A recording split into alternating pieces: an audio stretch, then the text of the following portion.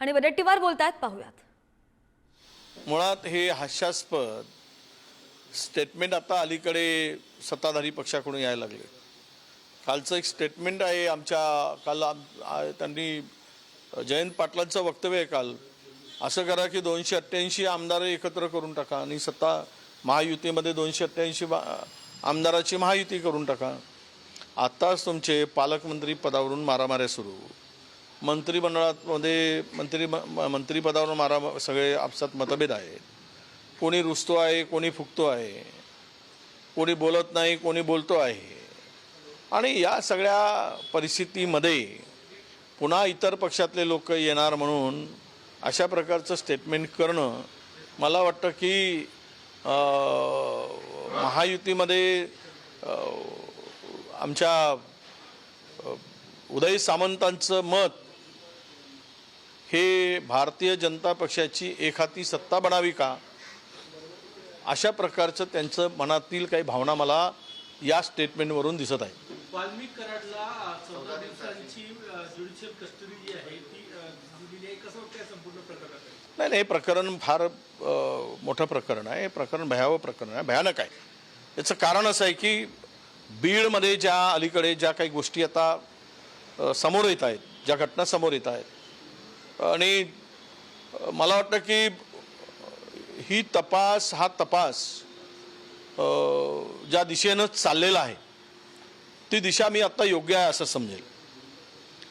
दुर्दैवानं विलंब झाला आणि तिथली गुंडगिरी मोडून काढण्यामध्ये सत्ताधारीच सहभागी असल्यामुळे, तेथील लोकप्रतिनिधी सहभागी असल्यामुळे ते गुंडगिरीला बळ मिळालं आणि त्यामुळे अनेक निष्पाप लोकांना आपला जीव गमवावा लागला।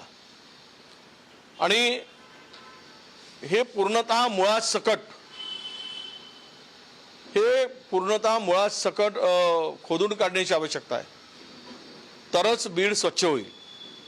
आणि त्याचा आकाला जर 14 दिवस आता झालाय ज्युडिशरी कस्टडी दिली, खरं म्हणजे पोलिसांनी पुन्हा पोलीस कस्टडी मागूनच ती कारवाई पुढे न्यायला पाहिजे होती। पुन्हा नवीन गोष्टी समोर आल्या असत्या, नवीन प्रकरणं उजेडात आली असती।